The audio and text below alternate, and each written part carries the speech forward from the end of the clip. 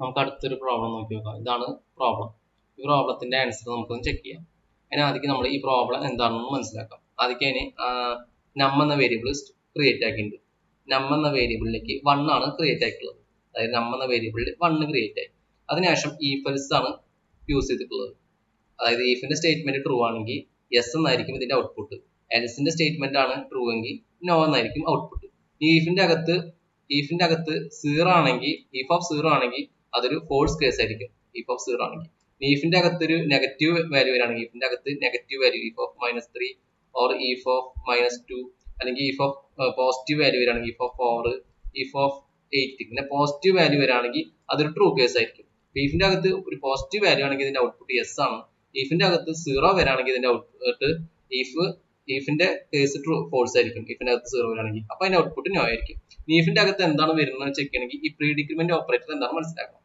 ഇങ്ങനെ മൈനസ് നം ഇങ്ങനെ പറയുന്ന ഓപ്പറേറ്റർ ആണ് പ്രീ ഡിക്രിമെന്റ് ഓപ്പറേറ്റർ. അതിന്റെ സിൻഡെക്സ് പറഞ്ഞാൽ മൈനസ് വേരിയബിൾ ഇങ്ങനെയായിരിക്കും അതിന്റെ സിൻഡെക്സ് ഇങ്ങനെ വരിക. ഇങ്ങനെയാണെങ്കിൽ അതിന്റെ അർത്ഥം എന്ന് പറഞ്ഞാൽ ആദ്യം നം എന്ന വേരിയബിൾ എവിടെയാണ് സ്റ്റോർ ചെയ്തിട്ടുള്ളത്. അതായത് ഈ മൈനസ് നമ്മിന്റെ അർത്ഥം എന്ന് പറഞ്ഞാൽ ആദ്യം നം എന്ന വേരിയബിൾ സ്റ്റോർ ചെയ്തിട്ടുണ്ടായിരിക്കും. നം എന്ന വേരിയബിൾ ഇപ്പൊ എന്താണ് 1 ആണ് സ്റ്റോർ ചെയ്തിട്ടുള്ളത്. ഡിക്രിമെന്റ് എന്ന് പറഞ്ഞാൽ 1 കുറയ്ക്കുക, അതാണ് ഇതിന്റെ അർത്ഥം ഡിക്രിമെന്റ് ഓപ്പറേറ്റർ. അപ്പൊ ആദ്യം വാല്യൂ എവിടെയാണോ സ്റ്റോർ ചെയ്തിട്ടുള്ളത് ആ വാല്യൂവിന്റെ അവിടെ പോയിട്ട് ആ വാല്യൂ ആദ്യം അപ്ഡേറ്റ് ആവും. അതായത് 1 മാറിയിട്ട് 0 ആവും. ഇപ്പൊ ഉള്ള നമ്മിന്റെ വാല്യൂ എത്രയാണോ 0 ആ ഒരു 0 ആയിരിക്കും ഈ ലൈനിന്റെ അവിടുത്തെ എക്സ്പ്രഷനിൽ ചെക്ക് ചെയ്യുക. അതായത് ഇവിടെ ചെക്ക് ചെയ്യാന്ന് പറഞ്ഞാൽ ഇവിടെ എന്താ ചെക്ക് ചെയ്യുക, ഇവിടെ if of മൈനസ് നമ്മിന്റെ അവിടെ ചെക്ക് ചെയ്യുക 0 ആയിരിക്കും. അതായത് മൈനസ് നമ്മിന്റെ അർത്ഥം പറഞ്ഞാൽ നമ്മിന്റെ വാല്യൂ ആദ്യം എന്താണ് ഉണ്ടായിരുന്നത് അത് 1 ആയിരുന്നു. അത് ഡിക്രിമെന്റ് ആയി എന്നിട്ട് 0 ആയി. ആ ഒരു 0 ആണ് ഈ മൈനസ് നമ്മിന്റെ അവിടെ ചെക്ക് ചെയ്യുക. അപ്പൊ നമ്മ ഇപ്പൊ 1 മാറിയിട്ട് 0 ആയി ഉണ്ടായിരിക്കും. ifന്റെ അകത്തുള്ള വാല്യൂ 0 ആയിരിക്കും. ഇനി നമ്മൾ ഇത് ചെക്ക് ചെയ്യുമ്പോൾ ifന്റെ അകത്തുള്ള വാല്യൂ 0 if of 0. അപ്പൊ ifന്റെ അകത്ത് 0 പറഞ്ഞാൽ ഫോൾസ് കേസ് ആണ്. അപ്പൊ എൽസിന്റെ അവിടെ എന്താണ് ആൻസർ നോ എന്നായിരിക്കും പ്രിന്റ് ചെയ്യുക. അതിന്റെ ഔട്ട്പുട്ട് ജസ്റ്റ് ചെക്ക് ചെയ്യണമെങ്കിൽ ഞാൻ ഈ പ്രോഗ്രാം ജസ്റ്റ് റൺ ചെയ്യണം. cc mcq.c a.out അതിന്റെ അർത്ഥം എന്താ നോ ആണ് വന്നുള്ളത്. ഇനി ഇതേ പ്രോഗ്രാം ഞാൻ ഇവിടെ മൈനസിന് പകരം പോസ്റ്റ് ഡിക്രിമെന്റ് യൂസ് ചെയ്യുന്നതായിരിക്കും.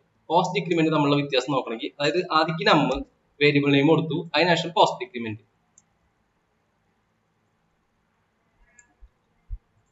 ഇതാണ് ഞാൻ കൊടുത്തിട്ടുള്ളത്. ഇതാണ് ഇപ്പോഴത്തെ പ്രോബ്ലം. ഇപ്പൊ ഈ പ്രോബ്ലം എന്താന്ന് വെച്ചാൽ വ്യത്യാസമുണ്ട്. ഈ പ്രോബ്ലത്തിൽ ആദ്യം നമ്മൾ നം എന്ന വേരിയബിൾ ക്രിയേറ്റ് ആക്കി. നം എന്ന വേരിയബിളിൽ എന്താ ക്രിയേറ്റ് ആയത് 1 ക്രിയേറ്റ് ആയി. അതിനുശേഷം ifന്റെ അകത്ത് എന്താണത് പോസ്റ്റ് ഡിക്രിമെന്റ് ആണ്. അതായത് നം മൈനസ് ഇങ്ങനെ വരുമ്പോ ഇവിടെ ifന്റെ അകത്ത് ഇപ്പോഴുള്ള നമ്മിന്റെ വാല്യൂ എന്താണോ അത് ആദ്യം കൊടുക്കും. അതായത് ifന്റെ അകത്ത് 1 വെക്കും. ആ ഒരു ലൈൻ കഴിഞ്ഞിട്ട് നെക്സ്റ്റ് ലൈനിലേക്ക് പോകുന്നതിന് മുമ്പ് ഈ നമ്മിന്റെ വാല്യൂ അപ്ഡേറ്റ് ആവും. നമ്മിന്റെ വാല്യൂ 0 ആയിരിക്കും.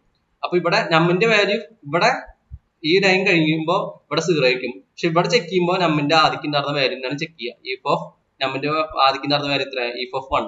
അപ്പൊ ifന്റെ അകത്തുള്ളത് ട്രൂ കേസ് ആണ്. അപ്പൊ ഇതിന്റെ ആൻസർ എന്തായിരിക്കും യെസ് എന്നായിരുന്നു ഇതിന്റെ. അപ്പൊ പ്രീ ഡിക്രിമെന്റിൽ എന്താ വരിക ആദ്യം പ്രീ ഡിക്രിമെന്റ് പറഞ്ഞാൽ നം മൈനസ് നം പ്രീ ഡിക്രിമെന്റ് അതിലെന്താ ചെയ്യുക ആദ്യം നം വാല്യൂ അപ്ഡേറ്റ് ആവും. നം അപ്ഡേറ്റ് ആവും. ആ അപ്ഡേറ്റ് ആയ വാല്യൂ ആയിരിക്കും നമ്മൾ ആ ലൈനിൽ യൂസ് ചെയ്യുക. പക്ഷെ പോസ്റ്റ് ഡിക്രിമെന്റിൽ നമ്മൾ ഇപ്പോഴുള്ള വാല്യൂ എന്തായിരിക്കും അതാണ് ആദ്യം യൂസ് ചെയ്യുക ആ ഒരു ലൈനിന്റെ എക്സ്പ്രഷനിൽ. അതിനുശേഷമാണ് ഡിക്രിമെന്റ് ആവുക. അതാണ് ഇവിടെയുള്ള വ്യത്യാസം. ഇവിടെ ഈ ഒരു കോഡിന്റെ ഔട്ട്പുട്ട് എന്താ വരിക ആദ്യം ifന്റെ അകത്ത് ചെക്ക് ചെയ്യുമ്പോൾ നമ്മിന്റെ ആദ്യം ഉണ്ടായിരുന്ന വാല്യൂ അതായത് നം ഈക്വൽ ടു 1 ആദ്യം ഉണ്ടായിരുന്ന വാല്യൂ if of നം മൈനസ് ഇങ്ങനെ വരുമ്പോൾ നമ്മിന്റെ ആദ്യത്തെ വാല്യൂ ആദ്യമുള്ള വാല്യൂ ഇവിടെ ചെക്ക് ചെയ്യും. അതായത് if of 1 ചെക്ക് ചെയ്ത് അതായത് ഇവിടെ ചെക്ക് ചെയ്യും. എന്നിട്ട് ഈ ലൈനിന്റെ കഴിഞ്ഞിട്ട് അടുത്ത ലൈനിലേക്ക് പോകുമ്പോഴേക്കും ഇവിടുത്തെ 1 മാറിയിട്ട് ആ വാല്യൂ അപ്ഡേറ്റ് ആവും. അപ്പൊ ഇവിടെ ചെക്ക് ചെയ്യുന്ന സമയത്ത് ifന്റെ അകത്ത് ആദ്യം ഉണ്ടായിരുന്ന വാല്യൂ ആയിരിക്കും ഉണ്ടാവുക. അതിനുശേഷമാണ് നമ്മിന്റെ ഒറിജിനൽ വാല്യൂ അപ്ഡേറ്റ് ആവുക. അപ്പൊ ഇതിന്റെ ഔട്ട്പുട്ട് എന്താ വരിക if of 1 എന്ന് വരിക. അപ്പൊ ifന്റെ അകത്തുള്ള സ്റ്റേറ്റ്മെന്റ് അത് വരിക യെസ്. അപ്പൊ ഇതിന്റെ ഔട്ട്പുട്ട് ifന്റെ അകത്തുള്ള സ്റ്റേറ്റ്മെന്റ് ആയ പ്രിന്റ് ഓഫ് യെസ് ആണ് പ്രിന്റ് ചെയ്യുക. ചെക്ക് ചെയ്യണമെങ്കിൽ ഈ കോഡ് ജസ്റ്റ് കമ്പൈൽ ചെയ്യുക. cc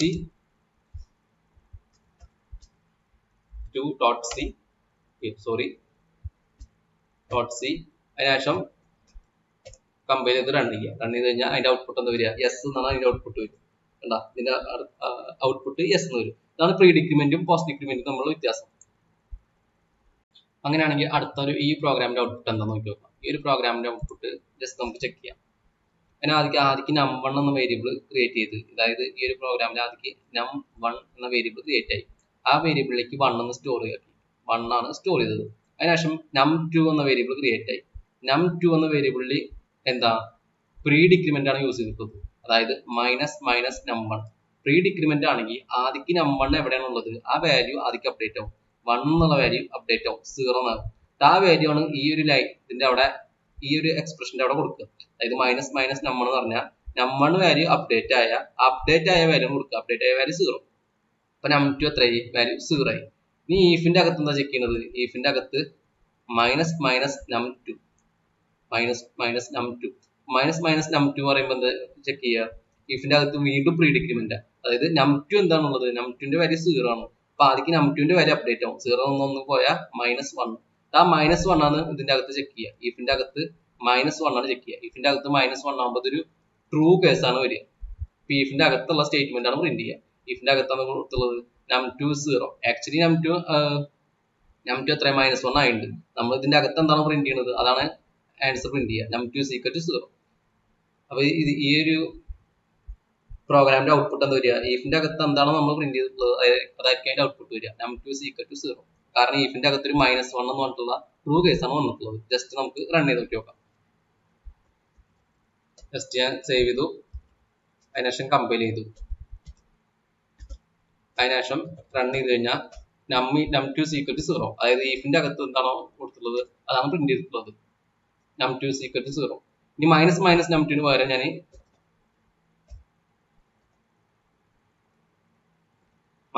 -num2 പകരം num2 കൊടുത്തു വിചാരിക്കുക. num2 കൊടുത്ത് എന്താ വ്യത്യാസം വരിക, num2